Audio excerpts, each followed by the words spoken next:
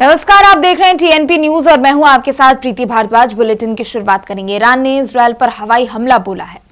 बताया गया है कि ईरान ने इजरायल पर करीब 200 से ज्यादा ड्रोन्स और मिसाइल दागी हैं। इनमें बैलिस्टिक मिसाइलें और क्रूज मिसाइलें शामिल हैं।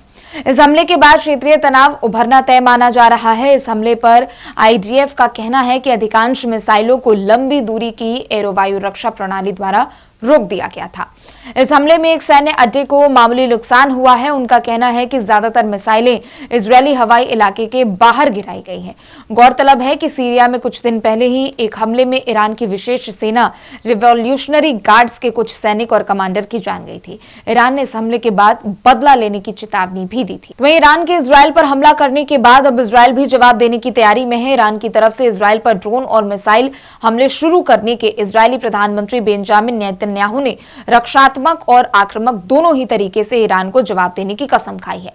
उनका कहना है कि पिछले कुछ सालों में इजरायल ईरान द्वारा सीधे हमले की तैयारी कर रहा है। हमारे डिफेंस सिस्टम तैनात है। हम रक्षात्मक और आक्रामक दोनों ही तरह से किसी भी स्थिति के लिए तैयार है। इजरायल का आईडीएफ और जनता दोनों ही मजबूत है।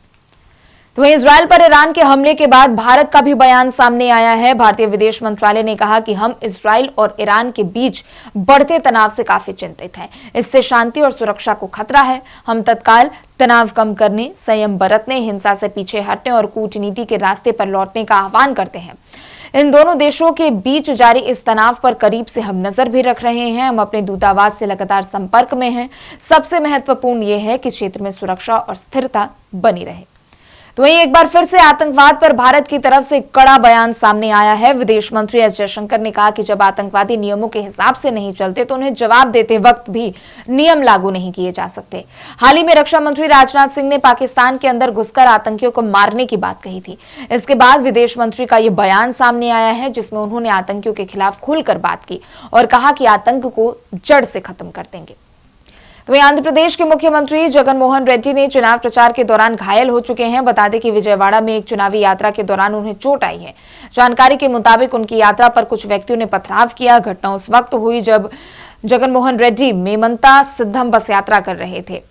वाईएसआरसीपी ने बताया कि कुछ अज्ञात व्यक्तियों ने सीएम की बस पर पथराव किया, जिससे उनकी बाईं आंख के ऊपर चोट लग गई। हालांकि पथराव से घबराए बिना उन्होंने शहर में अपना दौरा फिर से शुरू कर दिया। तो वहीं वाईएसआरसीपी नेता इसके पीछे टीडीपी के हाथ होने का आरोप लगा रहे हैं।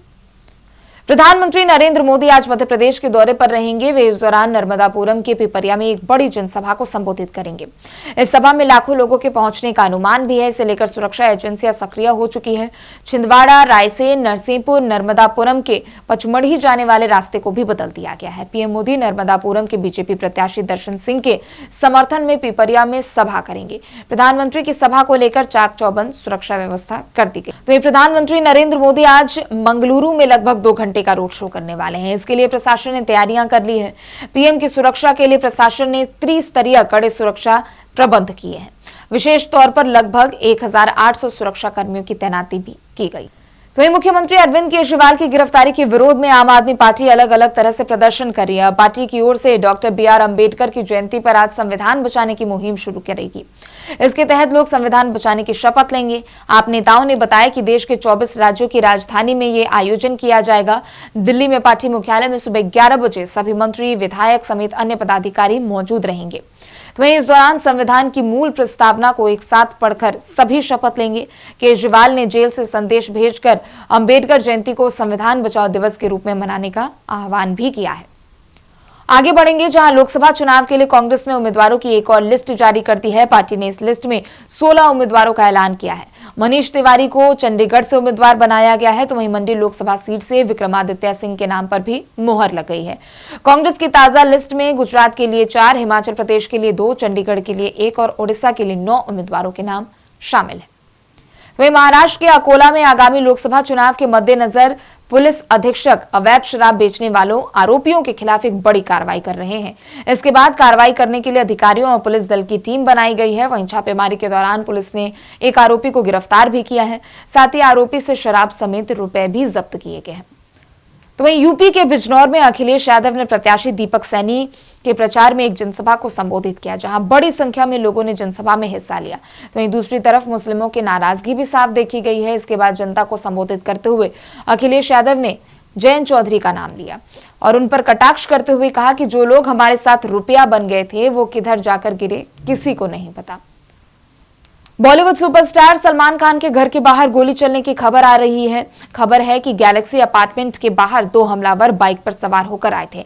पुलिस सीसीटीवी फुटेज भी खंगाल रही है। घटना सुबह 4:55 की है। घटना के बाद पुलिस जांच पड़ताल में जुट चुकी है। बता दें कि इससे पहले सलमान खान को कई बार जान से मारने की भी धमकी मिल चुकी है। बता दें कि कुख्यात गैंगस्टर लॉरेंस बिश्नोई कई बार सलमान खान को जान से मारने की धमकी दे चुका है। उसने अभिनेता गायक गिप्पी ग्रेवाल के कनाडा स्थित आवास पर भी हमला किया था और कहा था कि सलमान खान के साथ उनके करीबी संबंधों के कारण हमला किया गया था। लॉरेंस बिश्नोई की धमकी के बाद मुंबई पुलिस ने सलमान खान की सुरक्षा की समीक्षा की थी। अभिनेता के पास फिलहाल Y+ सुरक्षा है। गौरतलब है कि पिछले साल सलमान खान के ऑफिस में एक धमकी भरा ईमेल भी भेजा गया था। और चलिए इन्हीं खबरों के साथ फिलहाल इस बुलेटिन में इतना ही। देश और दुनिया की तमाम खबरों के लिए आप देखते रहें TNP न्यूज।